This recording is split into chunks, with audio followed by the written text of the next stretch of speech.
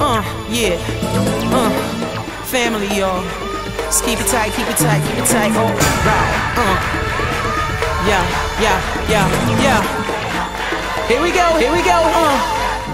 Dr. Gonzalez's next chapter is called The Collapse. We're winding down his work together this evening. The Collapse, then, we realized that in the Middle Ages, a monetary economy began to arise, which simply meant that we had a system of credit and a system of banking and various economic systems that were coming into place now for the first time in the Middle Ages. What happens when all of that happens? We start trading with money instead of chickens or cows or whatever we were using to trade before, the products that we were making or the agricultural products that came from our land. So we're now using money. We're able to save up our money in a way that we were not able to save up chickens or eggs or gallons of milk. So we're now using money that can be saved up. We have the establishment of banks, and it gives rise to a new class whom we call the bourgeois, or the bourgeoisie. So, now that we have the bourgeois, we're going to have a conflict now, because back in that time, who were the people who used to have power in the land? They used to be the feudal lords, but now that their people are amassing wealth, this is going to be the cause of some tension in the world. The bourgeoisie wanted a strong centralized government. Why? Because if you have money somewhere, you want to make sure that money is protected. In order to protect that money, what are the systems that we have to have in place? We have to be able, first of all, to protect trade so that if we're trying to get things from one place to another, that we're not going to be losing all sorts of merchandise or money. We're going to suppress banditry, make sure our roads are safe. We're going to end petty wars so as to bring economic stability to our regions. And so all of this is happening during this time in the Middle Ages. The kings, did they like the bourgeoisie? Sure they did. Why? Because now that we were saving up money, we had money to be able to share with the king. So it was a source of money, a source of revenue for the king to have people who were now making wealth. Monarchies began to arise in countries like France and England and Scandinavia. Nationalism, now for the first time. So last class when we were together, we talked about different invading groups like the Visigoths and the Ostrogoths and the Franks and the Burgundians and the Angles and the Saxons. We were talking about tribes of invaders. Now what's going to happen for the first time? We start talking about ourselves as nations. That's what we refer to when we talk about nationalism. So now there's this movement of people who identify not as Burgundians or as Franks, but now we are French. So now we have a new spirit of nationalism, because what's that going to do for the people? Once we start all identifying as part of the same group, whether we are French or German or Italian or English or Spanish, whatever name we give ourselves, it gives us that sense of common identity. Nationalism is going to undermine papal claims to universal authority, though, because the Pope, on the one hand, the Pope has had this incredible power over all of these peoples and has been a uniting factor. But what happens now when we become strong enough and independent enough that we are now the French? Do we look to the Pope? Or if we are the English, do we need the Pope meddling in our affairs necessarily? Not so much, especially if we have our own monarchy, if we have our own systems in place. The Pope, way over in Rome, wherever Rome is, he's not here with us every day. That are going to be moved toward independence from the church, if you will. In the 14th and 15th centuries, we have the 100 Years' War. Remember back to history class, what was the 100 Years' War? It was a war between the English and the French, when Edward III of England claimed the throne of his cousin, Philip IV, over in France. That led to a war. You can't tell your cousin that he is no longer the king of France, that you're taking over France, without him being unhappy about that.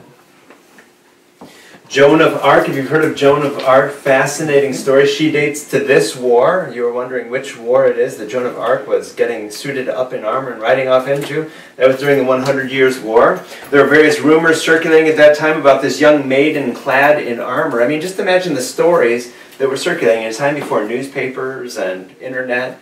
I mean, you can imagine the stories that people were coming back and telling about how it was that this girl was leading the army into battle. Do we note the years of her birth and of her death? How old was she roughly when she died? Oh my word. She was roughly 19. which means that when she was off leading them into battle, she was a teenager that entire time. She died as a teenager. So any image you have of Joan of Arc beyond teenage years is not fitting with history. Joan of Arc, then, the stories were going around about her. She was captured because she was fighting for the French, for the Dauphin and French. She was captured and sold to the English, sold to the enemy.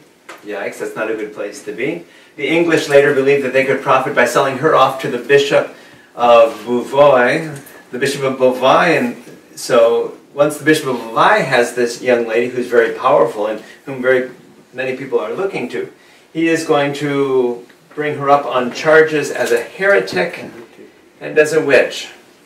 So it was going on both sides of the ocean, right? The trials of witches and of heretics. What were the charges against her? She was charged for being a heretic because she claimed to receive orders from heaven. So she was trying to tell the bishops how it is that God was talking to her. God wasn't coming down and talking to the bishops. Who was God coming down and talking to? This girl. As if that wasn't scandalous enough, the question that we have for you, Joan of Arc, is what language was God speaking when God spoke with you? Because we all know that God speaks languages like Latin, or I'm imagining that God speaks Latin. No, that's what we're praying in church. What language did God speak to Joan in? French. That's crazy. And so as a result, she was brought up on charges also of dressing as a man, which is, I mean, just, it's incredible for us in the 21st century to be thinking about these things. She recanted, but then she had a vision of Saints Catherine and Margaret, two women saints, rebuking her for having recanted. So recanting means she said that she was sorry, she apologized, she took back anything that she did that might have been perceived to be heretical. But then she had a vision of Saints Catherine and Saint Margaret who asked her in that vision what she was doing by taking back what she had done. So she withdrew her recantation, which means that she stood firm and saying and doing what she was doing, and she was burned at the stake. Today we call her Saint Joan of Arc. This young lady burned at the stake by the church leaders, later became a saint. So the story was, 20 years later, she was exonerated by Charles VII of France and is now a saint in the church. Rats, too bad she wasn't exonerated during her lifetime, but as we're going to see, that's going to be a theme this evening, that various people are condemned during their life and later exonerated, or they live a life where they're not condemned, and then after they die, they're condemned. Does that give you any hope, right? Live a good life now, it doesn't matter after you're dead, we'll condemn you after you're dead. We'll excommunicate you after you're gone. Right? Wow. So during the 100 Years' War, what we're going to see here in a moment is how it is that the papacy is going to move to France, to a town called Avignon. And in Avignon then, because the papacy, the Pope is going to be living in Avignon for some 70 years, what's going to happen is that because France is fighting with England, is England going to be siding with the papacy? No, the papacy is going to be more closely aligned with France. The Great Plague was a very influential event in society.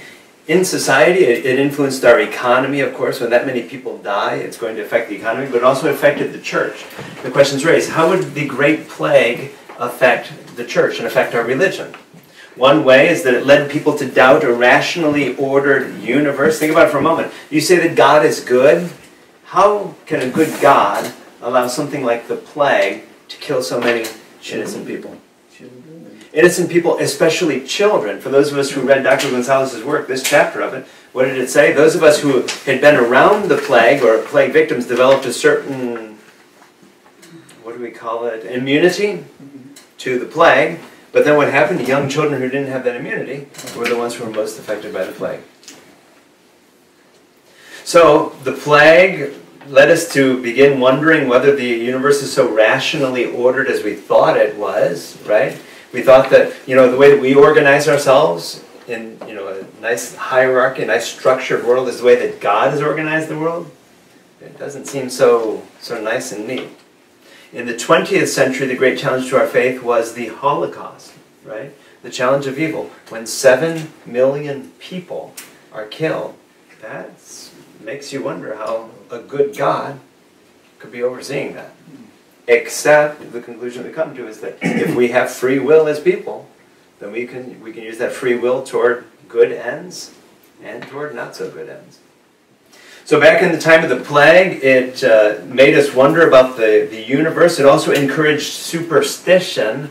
Think about it for a moment, especially for people who come from less educated circumstances in life. If you tell them suddenly that any certain object has power, and if they hold on to that object, they're going to be okay, what's going to happen?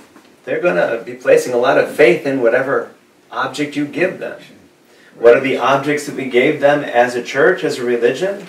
You know, we had the word that I use here is talisman, various magical, various objects that we believe are magical, for lack of better words, right? Okay, if I hold on to this object and keep it always with me, then nothing bad will happen to me. Sort of like what we used to believe with the scapulars. Do you remember back to when you were a child? When I was a child, we received the scapulars once a year when the missionary priest came to town, and the missionary priest told us, if you're wearing that scapular when you die, you will go straight to heaven. So what happens then? We hold that scapular close to our heart because, God forbid, should I die today, I want to make sure that I go to heaven. Even if I've murdered 3 people earlier in the day, so long as I'm wearing my scapular, right? And so just imagine if you had a bone of Saint James, or the head of John the Baptist, or so many other holy objects, a piece of the saint, how it is that might be able to help protect you. To this day, in my closet, I have a supposed relic of Saint John the Baptist's bone. On this case, it says in Latin, the bone of St. John the Baptist, just a teeny tiny little piece. But whoever put that in that case believed that it was St. John the Baptist. Somehow someone kept his bones after he died and took a piece of that bone and put it into that gold box so that everyone would be able to be close to him. Now if I were to always carry that with me, believing it's almost like a rabbit's foot or any other kind of lucky charm, right? If I would always carry that with me, believing that so long as I have that with me, no harm will come to me, that would be superstitious. What was happening during the time of the Great Plague then? Well, if people are dying all around, we've got to be thinking, what's going to keep me from dying here? And if I hear my comadre or compadre, or my abuelita or abuelito say, if you do this, right?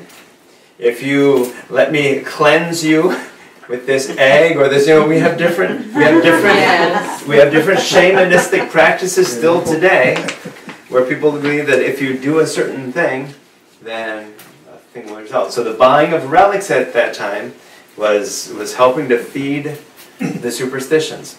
Some historians claim that there were 50% of the Europeans died. Some historians claim that much. Wow. So if that many people are wiped out suddenly, if you look around your family and half of us are now gone, it begins raising questions. And it makes us start thinking about things like death and how it is that we're living our lives. We start thinking about how it is that all of us are going to die one day, so are we preparing ourselves well? Pilgrimages would become important. Okay, while I'm still alive, I want to see these places while I'm still alive. And rather than thinking I'm going to live to be old and I'll see these places when I retire, better for me to set out for St. James of Compostela, Santiago de Compostela, or Rome, or Jerusalem, while I still can.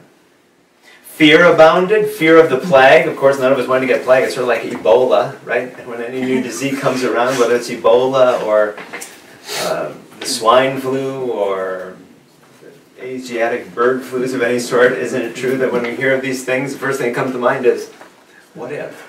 What would happen if it came to Austin, Texas? Back at that time, what was the fear of the plague? Right? What if it comes to our family, or to our household, or to me? I could get the plague. Fear of the plague, fear of death, fear of judgment, meaning once I'm dead, am I going to heaven? Or am I going to hell? Boy, I don't know if I've lived well enough to go to hell. Excuse me, to go to heaven. Whoa, you got that? Don't think I've lived well enough to go to hell. I better start living better. I went down to 6th Street tonight to live a little better. So, no. So it raises questions of judgment, right? And when I'm standing before the Lord, am I going to be judged worthy to go to heaven, or am I going to be sent to hell? Yikes.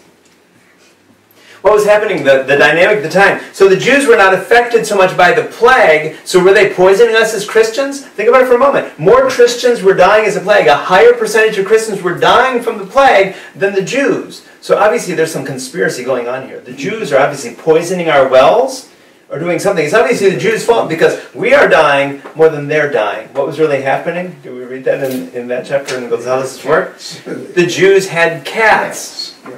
What difference did that make? Because the plague was spread by fleas. The fleas were carried by rodents, mice. The cats ate the mice. So the Jews who had the cats didn't have to worry about the plague. So much as those of us who were Christians that thought the cats, we were superstitious, we thought the cats were like part of witchcraft. We didn't have cats. What did that mean for us? We had the plague. You choose. Get a cat or get the plague.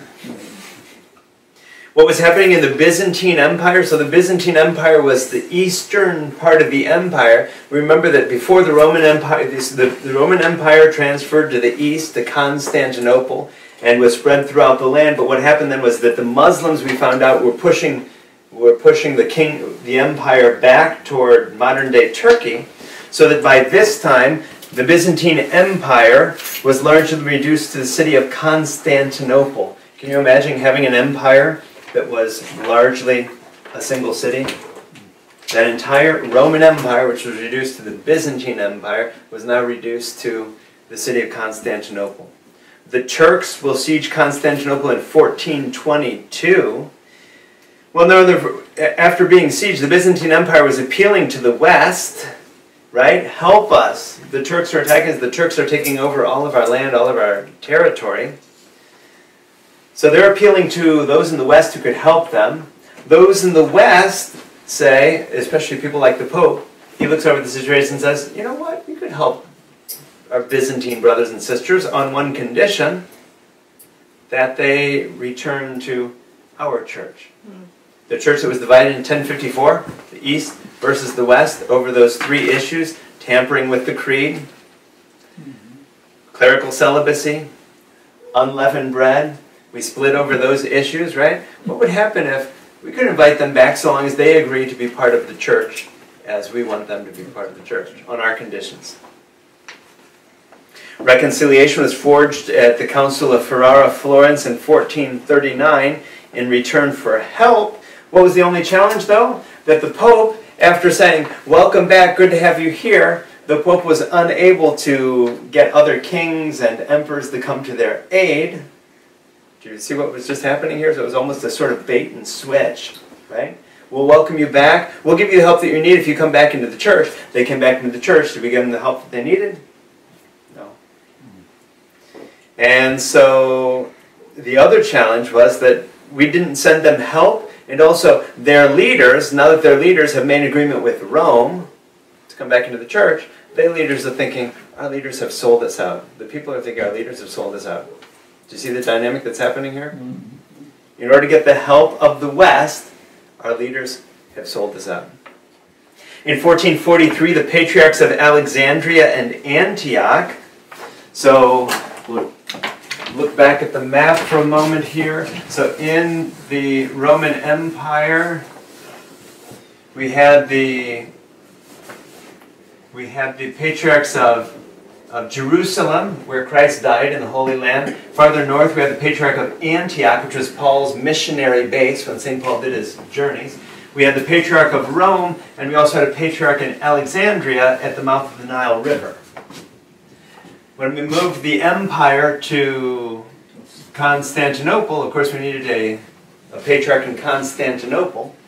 So the dynamic that's happening now is that the Patriarch of Constantinople and the Emperor of the Byzantine Empire here in Constantinople are appealing to the West for help.